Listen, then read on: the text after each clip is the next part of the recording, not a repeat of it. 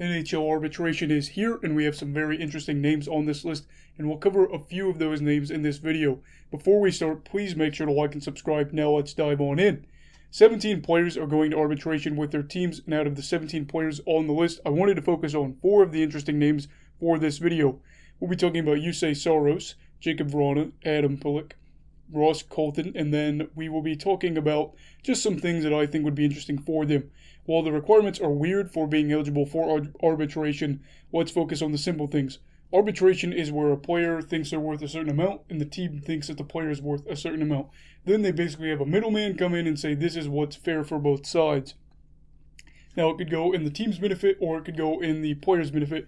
Either way, it's supposed to be about what's fair. And I'm 99.5% sure that once a player and the team agree to an arbitration deal, it's always a 1-year deal. I could be wrong about that, but I'm pretty sure I'm right there.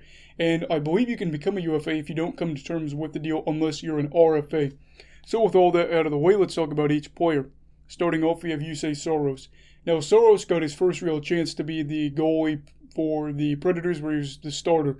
And he finally had a season that showed he could be a starting goalie in the NHL. I had my doubts, but he posted good stats with a 21-11-1 record, 2.28 goals against average, a .927 save percentage, as well as the third highest goal saved above average for all goalies in the NHL this season. Saros is 26, and a 1-year deal would probably be perfect for him and the Predators. Saros could have another good year, prove himself, get a bigger contract next year, while the Predators would get another year to say, okay, is this the real deal or is the last season a fluke?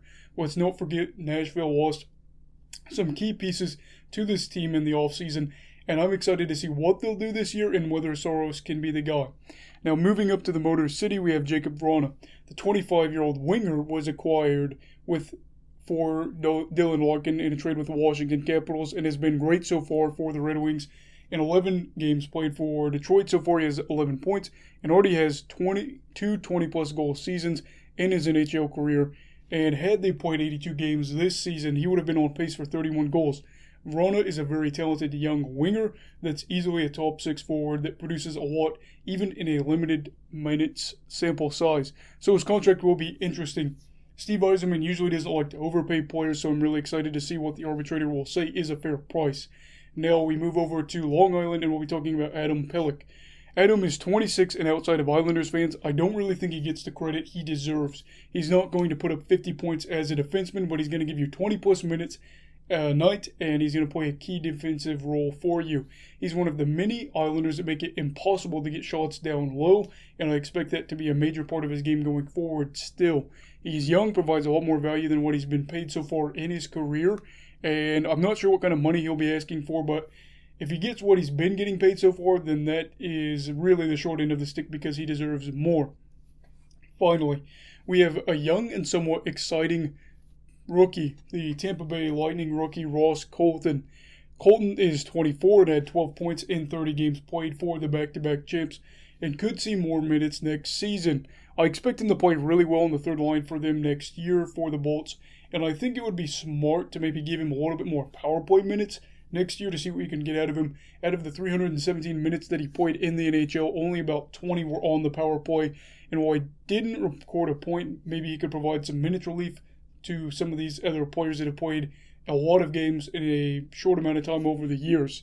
He does rank 58th in the league for 5-on-5 points per 60, and that was for players with at least 100 minutes per season or last season, so that'll be interesting to see there. I couldn't imagine that his contract would be huge, but I'm really keen to see what Colton thinks he's worth. The hearings will be August 11th through the 26th, and we'll know more about that as time goes on, and I'll keep you updated with that. What do you think these players will ask for in arbitration? Let me know down in the comments below. Also, please make sure to give this video a thumbs up and make sure to subscribe. Everybody stay safe. Have a great day. You go love hockey, alright? Goodbye, Brigadiers and Brigadettes. This is your captain signing off. Have a great night.